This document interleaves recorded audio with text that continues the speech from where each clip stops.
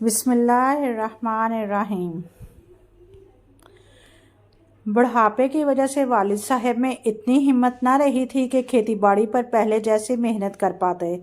بھائی نے میٹرک کر لیا تھا اور میں 10ویں میں تھی۔ تبھی والد نے فیصلہ کیا کہ اراضی فروخت کر کے شہر جائیں، کم از کم بچے تو اعلیٰ تعلیم حاصل کر سکیں گے۔ چچا جان نے انہیں زمین بیچنے سے منع کیا، مگر بابا نہ مانے۔ وہ جان گئے تھے کہ جتنی محنت وہ کھیت کھلیان پر کرتے ہیں ان کے بیٹے ہرگز نہیں کریں گے۔ بالآخر اولاد نے اسے فروخت ہی کرنا ہے، لیکن تب ان کی پڑھائی کا وقت گزر چکا ہوگا اور زمین کی بندر بانٹ سے کسی کے ہاتھ کچھ نہیں آئے گا۔ میں نے میٹرک کے پیپر دیے تو انہوں نے سامان باندھ لیا۔ اراضی وہ فروخت کر چکے تھے، لہٰذا اپنے خاندان کے ساتھ لاہور شہر میں ایک اچھا سا گھر کرائے پر لے کر وہاں شفٹ ہو گئے۔ ہمارا رزلٹ آ چکا تھا، اب کالج میں داخلے کا مرحلہ تھا۔ بھائی نے سائنس میں داخلہ لینا تھا اور میں نے آرٹس میں۔ جلد ہی مالک مکان کی مدد سے یہ مرحلہ بھی طے ہو گیا۔ دیہاتی پس منظر کے سبب مجھ میں اعتماد کی کمی تھی، اس لیے کلاس کی لڑکیوں سے گھل مل نہیں پا رہی تھی۔ البتہ ایک خوش اخلاق لڑکی فاطمہ نے میری طرف دوستی کا ہاتھ بڑھایا تو میں نے اسے تھامنے میں ذرا دیر نہ کی۔ اس کی انگریزی بہت اچھی تھی۔ میں نے اس کی رواں اور شائستہ انگریزی کا سبب پوچھا تو اس نے بتایا کہ میرا بھائی مری کے اچھے اسکول سے پڑھا ہوا ہے۔ میں روزانہ اس سے 2 گھنٹے انگلش پڑھتی ہوں۔ مجھے اس پر بہت رشک آیا اور اپنی خوش قسمتی پر ناز بھی، کیونکہ کالج کی دیگر لڑکیاں محض اس سبب مجھ کو منہ نہ لگاتی تھیں کہ مجھے انگریزی نہیں آتی تھی۔ وہ سب آپس میں انگلش میں بات کرتیں، جبکہ فاطمہ نے ان شہری لڑکیوں کو چھوڑ کر مجھ دیہاتن کو دوستی کے لیے چنا تھا کہ میں کلاس کی نکچڑی لڑکیوں کے تمسخر کا نشانہ بننے کے باعث احساس کمتری میں مبتلا ہونے لگی تھی۔ میں نے فاطمہ سے کہا، اگر اپنی امی سے اجازت لے کر میں ہفتے میں 2 دن تمہارے گھر آ کر تمہارے بھائی سے انگلش پڑھ لیا کروں تو کیا وہ مجھے پڑھا دیں گے؟ وہ بولی، کیوں نہیں، تم چاہو تو روز آ کر پڑھ لیا کرو۔ جب وہ مجھے پڑھانے بیٹھتے ہیں اس وقت تم بھی آ جایا کرو، تمہاری امی تو اعتراض نہ کریں گی۔ میری امی پڑھی لکھی ہیں، سبھی گھر والے تعلیم یافتہ ہیں، بھلا وہ کیوں اعتراض کریں گے؟ میں بہت خوش ہو گئی۔ امی کو بتایا، انہوں نے اجازت دے دی۔ اب میں روز فاطمہ کے گھر جانے لگی۔ اس کے بھائی کا نام اورنگزیب تھا۔ وہ مجھے بھی اسی طرح توجہ سے پڑھانے لگا جیسے فاطمہ کو پڑھاتا تھا۔ میں بھی دل لگا کر پڑھنے لگی۔ یوں 6 ماہ میں ہی میری انگریزی بہت بہتر ہو گئی اور میں ٹیسٹوں میں اچھے نمبر لینے لگی۔ میڈم کی نظروں میں بھی سرخرو ہو گئی۔ میں اپنی کامیابی پر پھولی نہ سمائی تھی، ساتھ ہی فاطمہ کی بھی شکر گزار تھی کہ اس کی وجہ سے ہی میں اپنی انگریزی بہتر کرنے میں کامیاب ہو گئی۔ اس دوران اورنگزیب سے بھی میری اچھی خاصی بے تکلفی ہو چکی تھی۔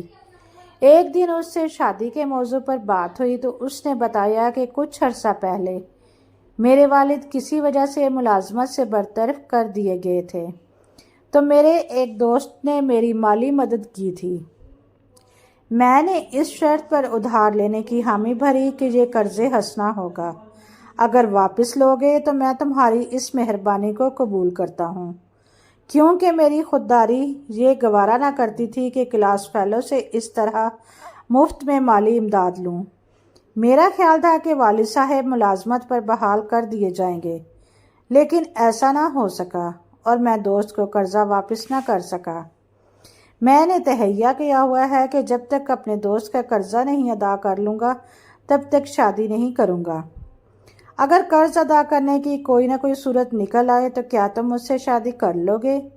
وہ بولا، ہاں، میرا وعدہ رہا، میں ضرور تم سے شادی کروں گا۔ تب میں نے گھر جا کر امی کا سیف کھولا، کچھ بھاری زیور چرا کر اورنگزیب کے حوالے کر دیے۔ امی کے زیورات خالص سونے کے اور بھاری تھے کہ اگلے وقتوں کے بنے ہوئے تھے۔ چند زیورات سے ہی اورنگزیب کا قرض ادا ہو سکتا تھا۔ یہ زیورات انہوں نے مجھے شادی میں دینے تھے۔ میں نے اس سے کہا، ان کو بیچ کر قرض ادا کرو اور پھر رشتے کے لیے میرے والدین سے بات کرو۔ اورنگزیب نے زیور لے گئے۔ اس کے بعد ہماری ملاقاتیں شروع ہو گئیں۔ ہم کبھی کسی پارک میں ملتے اور کبھی کسی ہوٹل میں، کیونکہ اس کے پاس پیسے نہیں ہوتے تھے اور بل ہر دفعہ میں ہی ادا کرتی۔ اس کے والد برطرف ہو چکے تھے، تاہم وہ اب بھی مالدار تھے۔ اورنگزیب کا کہنا تھا کہ والد چاہتے ہیں میں خود کمانے لگوں، تبھی وہ ہم بچوں کے ہاتھ میں پیسے نہیں دیتے، اور میں تو ابھی اور پڑھوں گا، پی ایچ ڈی کروں گا۔ بیرون ملک جا کر تعلیم حاصل کرنا میرا خواب ہے۔ ابھی سے 2 ٹکے کی نوکریاں کر کے خود کو کیوں ضائع کروں؟ انسان اپنا آدرش جتنا اونچا رکھتا ہے اسے زندگی میں مقام بھی اتنا ہی اعلیٰ ملتا ہے۔ ہمارے اس تعلق کا علم کسی کو نہ تھا، فاطمہ کو بھی نہیں۔ اس معاملے میں ہم نے بہت احتیاط اور رازداری سے کام لیا تھا۔ تعلیم مکمل ہونے کے بعد میں گھر میں بیٹھ گئی۔ اب میں زیب سے مل نہیں سکتی تھی، مجبور ہو کر فاطمہ کا سہارا لیا۔ اس کی وجہ سے کبھی کبھار اس کے گھر میں زیب سے مل لیتی۔ فاطمہ کو میری دلی کیفیت کا اندازہ ہو گیا تھا، وہ بھی یہی چاہنے لگی کہ میں جائز طریقے سے اس کی بھابھی بن جاؤں۔ وہ اپنے بھائی سے کہتی کہ اگر تم نے شادی کرنا ہے تو نیلوفر سے ہی کرنا، کیونکہ تم نے اسے شادی کا وعدہ کر لیا ہے۔ ایک بار پھر مجھے زیب نے اپنی کچھ مجبوریوں سے آگاہ کیا۔ اسے پریشان دیکھ کر میں نے ایک بار پھر امی کے زیورات میں سے کچھ زیور نکالے اور اسے دے دیے۔ میں چاہتی تھی کہ وہ مجبوریوں کی منڈھار سے نکل آئے اور ہماری شادی میں کوئی رکاوٹ باقی نہ رہے۔ زیب کا کہنا تھا کہ اس کے والد چاہتے ہیں میں جلد از جلد نوکری تلاش کر کے کمانے لگوں، تو پھر وہ میری شادی کر دیں گے۔ لیکن یہاں جو بھی ملازمت ملتی ہے تنخواہ اچھی نہیں ملتی، لہٰذا میں دبئی جانا چاہتا ہوں۔ وہاں میرا دوست ہے جو مجھے اچھی ملازمت دلوا سکتا ہے، لیکن وہاں جانے کے لیے ویزے وغیرہ کا خرچہ بھرنا پڑے گا۔ اس بات پر ہی میں نے اسے زیورات دیے تھے۔ زیب نے کہا تھا کہ وہ اب دبئی جانا ہی اسی لیے چاہتا ہے کہ میری خاطر زیادہ کما سکے۔ میں نے بھی اپنے بہتر مستقبل کی خاطر اس جدائی کو برداشت کیا۔ ادھر میرے رشتے آ رہے تھے۔ دبئی جانے سے قبل میں نے زیب سے ذکر کیا تو اس نے کہا میں تو جا رہا ہوں، ٹکٹ بھی لے چکا ہوں، تم فاطمہ سے کہو، امی ابو اس کی بات زیادہ سنتے ہیں۔ میں نے فاطمہ سے کہا تو اس نے اپنے والدین کو بتایا کہ اورنگزیب بھائی نیلوفر کو پسند کرتے ہیں، آپ نے بھی لڑکی دیکھی ہوئی ہے، بہت اچھی ہے۔ زیب بھائی مجھ سے کہہ کر گئے ہیں کہ میں آپ لوگوں کو یہ بات بتا دوں، آپ فوراً رشتہ مانگ لیں، ایسا نہ ہو میرے بھائی کی خوشی کسی اور کی ہو جائے، کیونکہ اس کے بہت سے رشتے آ رہے ہیں۔ اس کے والدین نے مجھے دیکھا پرکھا ہوا تھا، لہٰذا انہوں نے فوراً میری امی سے بات کی، اور امی نے بھی یہ سوچ کر کہ یہ اچھے لوگ ہیں ابو کو منا لیا۔ یوں غیر متوقع طور پر میرا رشتہ طے ہو گیا۔ میں سوچ بھی نہ سکتی تھی میرے خوابوں کی تعبیر یوں اچانک مجھے مل جائے گی۔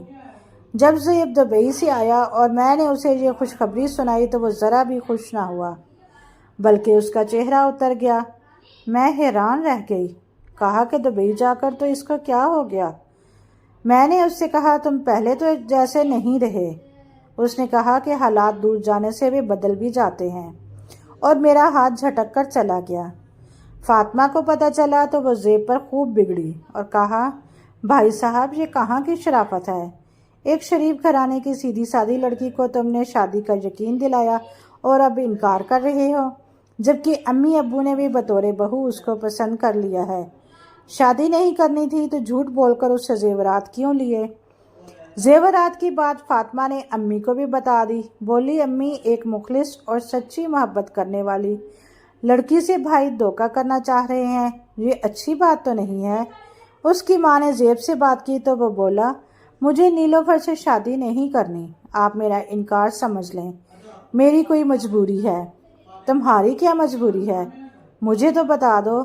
آپ کو نہیں بتا سکتا، اب تمہارے باپ ان کو ہاں کر چکے ہیں، ہم نے رشتہ مانگا اور طے بھی ہو گیا، اب کچھ نہیں ہو سکتا۔ صرف رشتہ ہی طے ہوا ہے نا، نکاح تو نہیں ہوا۔ رشتہ طے ہو کر ٹوٹ بھی جاتے ہیں۔ زیب کے انکار پر اس کی ماں نے مرنے کی دھمکی دے دی۔ باپ نے بھی بیٹے کو سمجھایا کہ ہم شریفوں میں یہ طریقہ نہیں ہے۔ کہ زبان دے کر مکر جائیں۔ کسی کی عزت سے کھیلنا اچھی بات نہیں۔ ہماری بھی بیٹیاں ہیں، اگر کوئی ہمارے ساتھ ایسی حرکت کرے تو بتاؤ ہمیں کتنا دکھ ہوگا۔ زیب خاموش رہا، باپ کے سامنے کچھ بولنے کی جرت نہیں کر سکا۔ بہرحال اس کے گھر والوں نے دباؤ ڈال کر اس کی شادی میرے ساتھ کر دی۔ سہاگ رات کو جب زیب نے میرا گھونگھٹ اٹھایا تو ان کے چہرے پر عجیب سی مجبوری نقش تھی۔ خوشی کا احساس تھا ہی نہیں۔ خوشیوں کے پھول میری جھولی میں ڈالنے کی بجائے انہوں نے ایک خط میرے ہاتھ میں تھما دیا اور کہا کہ اسے پڑھ کر خوب سوچ سمجھ کر فیصلہ کر لو۔ میں ذرا دیر باہر چلا جاتا ہوں۔ جب تم خط پڑھ کر سوچ سمجھ لو گی تو واپس آ کر تمہاری مرضی معلوم کر لوں گا۔ یہ کہہ کر وہ باہر چلے گئے۔ میں نے کانپتے ہاتھوں سے لفافہ کھولا۔ خط پڑھا تو میرے ہوش اڑ گئے۔ لکھا تھا پیاری نیلوفر، بے شک میں تم سے محبت کرتا ہوں، لیکن دبئی میں کچھ ایسے حالات میں جکڑا کہ مالک کی لڑکی سے شادی کرنا پڑی، ورنہ گرفتار ہو کر جیل چلا جاتا۔ اب تو میں ایک بیٹے کا باپ بن گیا ہوں۔ میری بیوی ایک عربی لڑکی ہے۔ اب ان حالات ایسے ہیں، اگر تمہیں منظور ہے تو میری بیوی بن جاؤ، ورنہ کل صبح تمہاری مرضی ہوگی تو طلاق دے کر تم کو آزاد کر دوں گا۔ چاہو تو یہ خط میرے والد کو دکھا سکتی ہو، لیکن اس کے بعد شاید عمر بھر گھر بھی واپس نہیں آ سکوں گا۔ تم جو چاہو مجھ پر الزام لگا کر طلاق کا مطالبہ کر سکتی ہو، میں دنیا والوں کے سامنے تردید نہ کروں گا۔ میں نے روتے ہوئے خوشی کی گھڑی میں اس سنگین حقیقت کو قبول کر لیا، کیونکہ طلاق لے کر بھی خوشی تو نہ حاصل کر سکتی تھی۔ زیب 15 روز رہے، ان کی چھٹی ختم ہو رہی تھی، انہوں نے واپس دبئی جانا ہی تھا۔ وہ مجھے ساتھ نہ لے جانا چاہتے تھے، مگر میرے ساس سسر ان کے سر ہو گئے کہ اپنی دلہن کو ساتھ لے کر جاؤ۔ انہوں نے اپنے والد سے وعدہ کیا کہ 15 دن کے اندر اندر واپس آ کر میں نیلوفر کو ساتھ لے جاؤں گا۔ اس دوران ویزے کے لیے مطلوبہ کاغذات، نکاح نامہ وغیرہ لے جا رہا ہوں۔ 15 روز بعد میرے سسر نے زیب کو فون کیا۔ اب وہ سمجھ گئے کہ نیلوفر کو نہ بلوایا تو یہ دبئی پہنچ جائیں گے۔ بہرحال وہ ویزا لگوا کر دوبارہ آئے اور مجھے ساتھ لے گئے۔ یہاں آ کر ماحول دیکھا تو حیرت کی تصویر بن گئی۔ زیب کو مجھ سے کوئی لگاؤ نہ تھا، ان کی ساری محبت اپنی پہلی بیوی کے لیے تھی۔ انہوں نے مجھے اپنے ایک دوست کے گھر چھپا دیا اور پہلی بیوی کو میرے بارے میں نہ بتایا۔ بہت کم میرے پاس آتے، جب میں روتی تو ان کا دوست اور اس کی بیوی مجھے تسلیاں دیتے، کہتے بھابھی آپ نہیں جانتی یہ بیچارہ بس دل لگی میں پھنس گیا، ورنہ اس کو شادی آپ سے ہی کرنا تھی۔ یہ دل لگی زیب کو بہت مہنگی پڑ گئی۔ نوکری میں ترقی اور زیادہ تنخواہ کے لالچ میں عربی سیٹ کی دل پھینک لڑکی کی لگاوٹ دیکھ کر اس کی ہمت افزائی کی اور سمجھا کہ یہ وقتی ہے، مگر وہ لڑکی بھی اتنی سنجیدہ تھی کہ اس کا ناطقہ تنگ کر دیا، یوں اس کو اپنائے ہی بنی۔ اگر اس کے ساتھ بے وفائی کرتا تو عمر بھر جیل میں ہی گزرتی۔ میرے دل پر جو گزرتی تھی میں جانتی تھی، اپنی شرافت کی وجہ سے اس کے دوست کے در پر پڑی تھی۔ آخر اس کی بیوی کو رحم آیا، بولی بھابھی میں آپ کو وہ گھر دکھا دیتی ہوں جہاں تمہارے میاں اپنی بیوی کے ساتھ رہتے ہیں اور بڑی عیش بھری زندگی گزار رہے ہیں۔ کب تک ایسے روتی رہو گی؟ جو حقیقت ہے اس کا سامنا کرو۔ یہ 1-2 روز کی بات نہیں، ساری زندگی کا سوال ہے۔ اپنی جوانی برباد مت کرو۔ اس سے کہو کہ یا تو تمہیں جائز مقام دے یا پھر طلاق دے، اپنی نئی زندگی شروع کرو۔ میں بھی تنگ آ چکی تھی۔ میں نے اس کی بات مان کر خود میں ہمت پیدا کی، ان کے گھر چلی گئی۔ جب میں وہاں پہنچی تو زیب اپنے بچے کے ساتھ کھیل رہے تھے۔ میں نے کہا میں بھی تمہارے بچے کو جنم دینے والی ہوں، اسی گھر میں جنم دے کر پھر کہیں جاؤں گی تاکہ تمہاری امانت تمہارے پاس رہے اور تم فرصت میں اس کے ساتھ بھی کھیل سکو۔ یہ سن کر وہ غصے سے لال ہو کر اٹھا۔ اس سے پہلے کہ مجھے دھکے دے کر گھر سے نکالتا، ہماری آواز سن کر دوسرے کمرے سے اس کی بیوی لاؤنج میں آ گئی اور پوچھنے لگی یہ کون ہے؟ وہ عربی میں بات کر رہی تھی، لیکن میں سمجھ رہی تھی کہ وہ کیا کہہ رہی ہے۔ مجھے ڈر تھا کہ کہیں یہ عورت مجھے گھر سے ہی نہ نکال دے اور میری بے عزتی کرے۔ وہاں اس کا چوکیدار نوکر بھی موجود تھا جو پاکستانی تھا مگر عربی جانتا تھا۔ اس عورت نے اسی نوکر سے عربی میں پوچھا کہ زیب نے عورت سے کیا کہا۔ اور عورت کیا کہہ رہی ہے؟ تب اس بوڑھے آدمی نے بتا دیا کہ یہ عورت خود کو اورنگزیب صاحب کی بیوی بتاتی ہے اور کہتی ہے کہ وہ بچے کو جنم دینے والی ہے۔ میں تو مسلسل رو رہی تھی۔ تبھی زیب غصے سے ادھر سے اٹھا اور پہلی بیوی سے کہا، یہ عورت فریبی ہے، میں اس کو نہیں جانتا۔ پھر وہ مجھے بازو سے پکڑ کر گھر سے نکالنے لگا۔ وہ عورت درمیان میں آ گئی اور کہنے لگی، انسان بنو، تم دیکھ رہے ہو اس عورت کی حالت؟ ایسی حالت میں تم نے اس عورت کو اس طرح دھکے دے کر گھر سے نکال نہیں سکتے۔ اگر تم نے ایسا کیا تو یہ اپنا بچہ کھو دے گی اور تم قاتل قرار پاؤ گے۔ اگر تمہارے اس عورت سے اس وجہ سے تعلقات تھے کہ یہ تمہاری لونڈی، باندی یا زر خرید تھی تو کوئی بات نہیں۔ ہاں، اگر تم نے اس کے ساتھ زناکاری کی ہے تو تم کو اس کی سزا ملنی چاہیے۔ پھر اس نے نوکر سے کہا کہ اس سے پوچھو کہ اس کے پاس اورنگزیب کی بیوی ہونے کا کوئی ثبوت ہے۔ نوکر نے مجھے اردو میں بتا دیا۔ میں نے اپنا پرس کھولا اور نکاح نامہ نکال کر دکھایا۔ وہ عورت نکاح نامہ دیکھ کر دنگ رہ گئی، مگر وہ بہت حوصلے والی تھی۔ اس نے فوراً اپنے والد کو فون کیا اور فیصلہ باپ پر چھوڑ دیا۔ میری حالت غیر ہو رہی تھی۔ تھوڑی دیر میں ایک لمبے قد کا شخص عربی لباس پہنے ہوئے آ گیا۔ وہ کافی سنجیدہ اور رعب دار شخص تھا۔ دولت و ثروت اس کے سراپے سے ٹپکتی تھی۔ اس نے اپنی بیٹی کی زبانی تمام احوال سنایا اور نکاح نامہ بھی دیکھا۔ میں سمجھ رہی تھی اب میرے ساتھ زیب کی بھی گردن زنی کا فیصلہ ہوگا، لیکن مجھے اس شخص کے فیصلے پر بہت حیرت ہوئی۔ اس نے بیٹی سے کہا کہ اس کو تمہیں فی الحال گھر میں جگہ دینی ہوگی جب تک اس کا بچہ جنم نہیں لے لیتا۔ اس کے بعد چاہو تو علیحدہ مکان میں رہ سکتی ہو۔ یہ عورت بے گناہ ہے۔ اورنگزیب نے بھی اپنے والدین کی تابعداری میں اپنی منگیتر سے شادی کر کے کوئی گناہ نہیں کیا۔ ماں باپ کی تابعداری ہی تو کی ہے۔ البتہ اس نے ہم سے مصلحتاً جھوٹ بولا، حقیقت چھپائی۔ یہ دھوکہ ضرور ہے، لیکن اس عورت کی مجبوری دیکھ کر ہمیں اورنگزیب کو معاف کرنا ہوگا، بشرطی کہ یہ تمہیں اور اپنی دوسری بیوی کو برابر کے حقوق دے، کیونکہ اس نے کوئی ایسا کام نہیں کیا جس کو گناہ کہیں۔ اس نے نکاح کیا اور ہمارے دین میں 4 شادیوں کی اجازت ہے۔ باپ کے سمجھانے سے زیب کی عربی بیوی، جو کافی پریشان تھی، کچھ شانت ہو گئی۔ اس نے مجھے گلے لگایا اور بولی، گھبراؤ نہیں، تم ہمارے ساتھ سکون اور آرام سے رہو گی، کیونکہ ہر بیوی کو برابر کے حقوق دینا اسلام کا حکم ہے۔ اس لیے ہم تمہیں قبول کرتے ہیں اور اللہ کا حکم تسلیم کرتے ہیں۔ میں جو سوچ رہی تھی کہ اگر اس عورت نے مجھے دھکے دے کر نکال دیا تو کہاں جاؤں گی، حیران رہ گئی۔ اس عورت اور اس کے باپ کے دل میں دین کے احکامات الہی تھے۔ ان کو کسی جج کے سامنے مقدمہ پیش کرنے کی ضرورت نہیں پڑی۔ ان کے دل میں انسانیت موجود تھی۔ جو فیصلہ میرے حق میں ہو گیا۔ البتہ عربی نے اورنگزیب کو کافی برا بھلا کہا۔ وہ کہہ رہا تھا کہ اگر تم میرے نواسے کے باپ نہ ہوتے تو اس بے انصافی پر میں تمہیں سخت سزا دیتا۔ میری سوتن بھی فرشتہ صفت نکلی۔ اس نے مجھے بہنوں کی طرح اپنے ساتھ رکھا۔ آج میں خود کو اس کے قدموں کی دھول سمجھتی ہوں۔